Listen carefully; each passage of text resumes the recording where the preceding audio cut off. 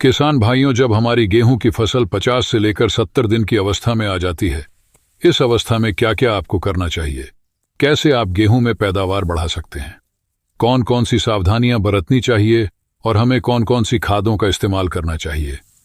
आज की वीडियो में हम कंप्लीट जानकारी आपको देने वाले हैं, तो आज की यह पूरी वीडियो देखिएगा। जो भी सवाल हो, जो भी सुझाव हो, आप कमेंट भी कर सकते हैं। चलिए वीडियो स्टार्ट करते हैं। सबसे पहले बात करते हैं हमारे जिन किसान साथियों गेहूं की फसल अब भी 50 दिन के आसपास की होने वाली है, उन किसान साथियों को क्या करना चाहिए। सबसे पहला काम तो 40 से 45 दिन की अवस्था में हमें दूसरी सिंचाई करनी होती है।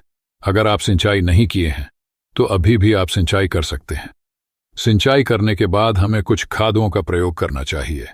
अब अंतिम खाद भी इसको हम बोल सकते हैं, जो हम मिट्टी में इस्तेमाल करते हैं। वह अंतिम खाद हम 50 से 50 दिन के अंदर ही डालेंगे तो बेहतर रहेगा। बाद में डालने से थोड़ा सा नुकसान हो सकता है, तो यहाँ पे अंतिम खाद के रूप में हम डालते हैं यूरिया। गेहूं में यूरिया हमें 2-3 भागों में बांट के देना होता है, तो दूसरे पानी पे भी हमें यूरिया खाद का अंतिम मात्रा डालना होता है, लगभग 40 से 45 किलो यूरिया। अगर आपने अभी तक नहीं डाला है तो 50 से 55 दिन के अंदर आपको यूरिया इस्तेमाल कर देना चाहिए। यूरिया कभी भी ज्यादा देर से नहीं डालना चाहिए।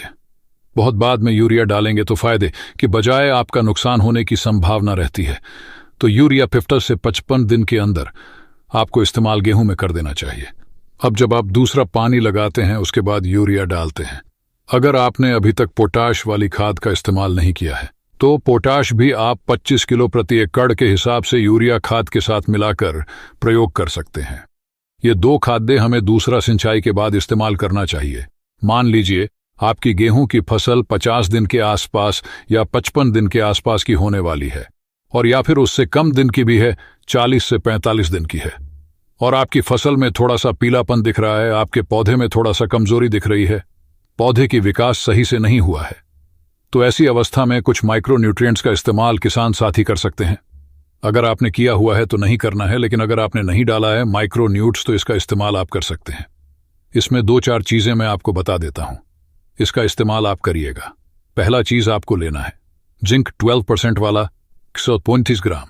दूसरा चीज मैग्नीशियम सल्फेट 1 किलो। तीसरा चीज आपको लेना चाहिए फेरस सल्फेट आधा किलो। चौथा चीज लेना है मैग्नीज सल्फेट 250 ग्राम।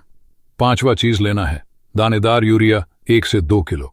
ये 5 चीजें आपको अलग अलग घोलने के बाद एक साथ आपको स्प्रे कर देना है। इसका गेहूं में 20 दिन से लेके और 50 या 55 दिन की अवस्था तक आप डाल सकते हैं। इसके इस्तेमाल से माइक्रो न्यूट्रिएंट्स की कमी किसान साथियों दूर हो सकती है, तो इसका इस्तेमाल अगर आपने ना किया हो तो कर देना है। या फिर बहुत से किसान साथी, अगर मान लीजिए फसल थोड़ा सा कमजोर है, थोड़ा सा इस समय भी पौधे दबे हुए हैं, तो आप NPK 19-19-19 भी डाल सकते हैं। इससे भी थोड़ा बेहतर फायदा आपको मिल जाएगा। इसके बाद बात करते हैं थोड़ा सा आगे तीसरा पानी हम लगाते हैं 65 से 70 दिन की अवस्था में, और इसी अवस्था के आसपास हमारे गेहूं में गोब की अवस्था आ जाती है, मतलब बालियां तने के अंदर बनना स्टार्ट हो जाती है। अब गोब अवस्था क्या होती है? इस समय बालियां तने के अंदर उसका विकास होना स्टार्ट हो जाता है। अब ये जो समय है यहाँ 65 दिन, 70 दिन या फिर 60 दिन पे ही बालियां बनना चालू हो जाती है। अब जो समय होता है ये आपकी वैरायटी के पकने के अवधि के हिसाब से होता है। कोई किस्म अगर देर से तैयार होती है तो उसमें देर से आती है, कोई किस्म अगर जल्दी तैयार हो जाती है तो उसमें यह समय जल्दी भी आ सकता है। तो बस आपको गोब अवस्था के बारे में पता ही होगा। गोब अवस्था या गर्भावस्था, जब बालियां तने के अंदर विकसित होना स्टार्ट होती है, उस समय कुछ चीजों का इस्तेमाल करना है। सबसे पहले आपको ध्यान ये देना है कि इस समय नमी की कमी ना होने पाए। नमी की कमी से बालियों का आकार छोटा रह जाता है, बालियों का विकास सही से नहीं हो पाता है। तो सबसे पहले नमी बना के रखिए। उसके साथ साथ NPK 0-52-34 का प्रयोग करिए। 1 से 1.5 किलो ये NPK डालेंगे तो बालियों का विकास बहुत ही बेहतर तरीके से होता है। इसके साथ आप डालेंगे बोरोन 20% वाला 100 ग्राम से लेकर 125 ग्राम डालेंगे, तो आपके पौधे में दाने का भराव बहुत अच्छे से होता है। बोरोन से परागण बहुत सही से होने से दाने सभी अच्छे से आते हैं। इसके साथ मान लीजिए गोब अवस्था है, पीलापन आपको दिख रहा है, तो 1 किलो, 2 किलो या 3 किलो आप दानेदार यूरिया भी इसके साथ मिला के स्प्रे कर सकते हैं। चौथा चीज जिंक 12% वाला 120 ग्राम आपको इस समय स्प्रे करना चाहिए। अब यहाँ पे जो मैंने यूरिया बताया है, अगर पीलापन होता है तो आप यूरिया डालिए, अन्यथा आपको यूरिया नहीं डालना है। बाकी की ये 3 चीजें एनपीके 0, 52, 34, बोरोन 20% वाला 100 ग्राम या 125 ग्राम, साथ में 12% वाला जिंक 120 ग्राम, ये तीनों अलग अलग घोलने के बाद आपको स्प्रे कर देना है। बहुत ही अच्छा फायदा मिलेगा। बालियों का विकास, बालियों की साइज काफी अच्छी आएगी।